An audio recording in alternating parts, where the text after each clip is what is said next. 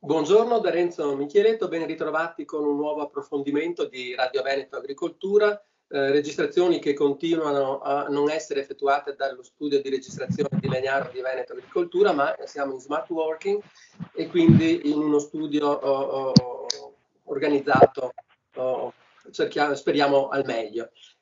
Anzi, oggi la registrazione avviene in maniera un po' diversa rispetto alle volte scorse, perché l'ospite che abbiamo non è in studio, non è a casa, ma è all'esterno, nel giardino botanico Lorenzoni di Piancansiglio. Siamo in collegamento con la collega, la dottoressa Elena Piutti. Buongiorno.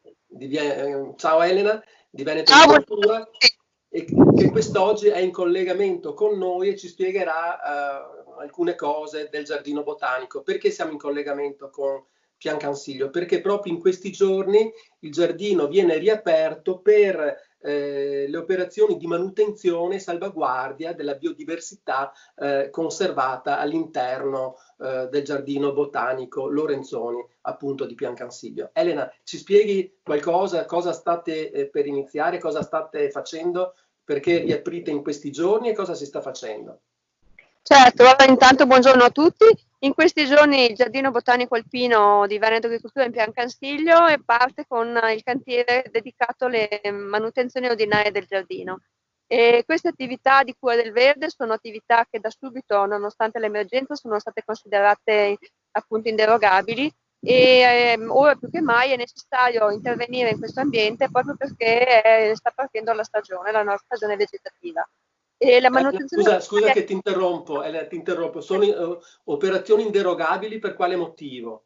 Perché la cura del verde si può fare solo con la presenza delle persone, cioè non è possibile farla da distanza ed è necessaria, come ad esempio anche la cura degli animali, farla direttamente col personale specializzato e esperto.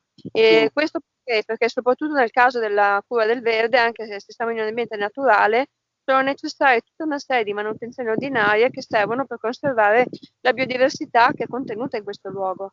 Considerate che le specie infestanti comunque saranno presenti, è necessaria la pulizia dei vialetti, la cura del cortico erboso e poi indubbiamente anche il posizionamento dei cartellini botanici, dei pannelli informativi in vista poi di un'apertura per il pubblico. Le specie sono necessariamente da tutelare e da conservare perché sono praticamente parte di un patrimonio vegetale che si è costituito nei decenni. Quando il Giardino Botanico Alpino è nato a metà degli anni 70 c'erano poche decine di piante, adesso si arriva quasi a 1 migliaio, quindi è un patrimonio che andrebbe diciamo perso, distrutto, sicuramente compromesso se non ci fossero queste importanti fasi di manutenzione. Ecco, ricordiamo Elena che purtroppo in questo periodo di emergenza coronavirus non è ancora possibile dare una data di apertura al pubblico del giardino, ma proprio per questo motivo, in vista, e speriamo presto, di questa riapertura, si stanno facendo queste manutenzioni, soprattutto, come dicevi giustamente, per la salvaguardia della biodiversità che è contenuta nel giardino. Quando si parla di biodiversità, cosa intendiamo esattamente in questo luogo specifico? Innanzitutto all'interno del Giardino Botanico Alpino sono presenti degli endemismi e delle piante rare, quindi indubbiamente quella conservazione di queste specie fa parte appunto delle operazioni di manutenzione. E poi sono all'interno conservati e rappresentati tutti gli habitat che sono rappresentativi del territorio, quindi tutta la zona del Montecavallo e dell'Alpago in cui l'altopiano del Cansiglio è inserito.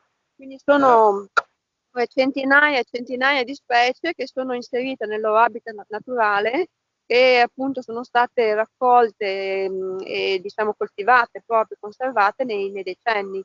Quindi le operazioni di cantiere che vengono aperte in questi giorni andranno avanti poi per tutto il corso dell'estate fino alla fine dell'autunno, finalizzate proprio alla cura e alla manutenzione di questi preziosi, di queste piccole nicchie appunto di specie che sono spesso anche presenti solo qui. Infatti è una delle funzioni del giardino botanico, quella della conservazione della biodiversità di specie che sono rare e che sono difficilmente riportabili in ambiente.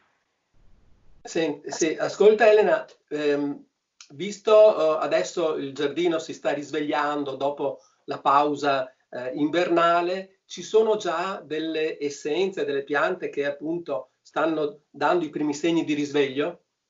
Certo, bello, intanto la stagione è appena iniziata, la neve si è sciolta da poco e la siccità di questi giorni sta chiaramente un po' condizionando il ritmo di fioritura del giardino, però in questa stagione sono anche qua già visibili, ad esempio nei prati ci sono i crochi, ad esempio nell'ambiente dell'Abita della Faggeta è già fiorito il bellissimo elleboro, sono ovviamente, data la stagione, si vedono anche facilmente fuori dal giardino la fioritura di erica, soprattutto nei posti più soleggiati, e ad esempio ci sono moltissime sassifraghe e è molto bella ad esempio anche la Primula orecchia d'orso, quindi sono tutte piante che si riescono a vedere in questa fase dell'anno e che poi chiaramente daranno passo a tutte le altre fioriture.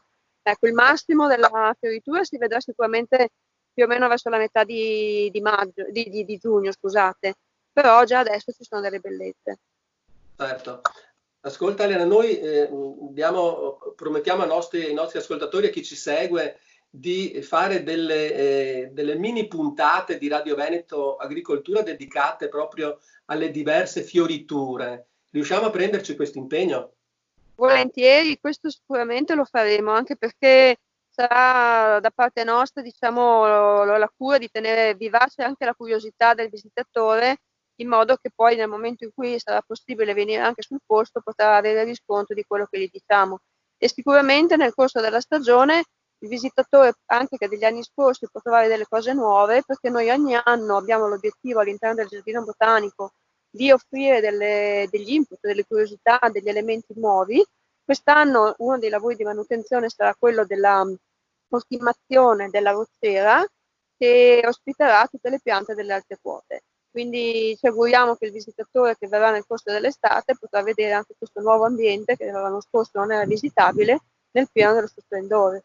Bene, allora diamo appuntamento ai visitatori che numerosi accorreranno di sicuro a visitare il giardino botanico, però nel frattempo ci ripromettiamo anche di realizzare dei piccoli video nelle diverse fasi di fioritura delle piante, delle diverse essenze del giardino botanico. Volevo, e siamo in chiusura, spendere due parole anche perché c'è un'altra importante struttura di Veneto Agricoltura in Piancansilio, oltre al giardino botanico, e mi riferisco al Museo dell'Uomo, anche questo purtroppo non visitabile in questo periodo, speriamo che si possa aprire presto, però ne approfittiamo per spendere due parole su questa bellissima struttura, in cosa consiste il Museo dell'Uomo.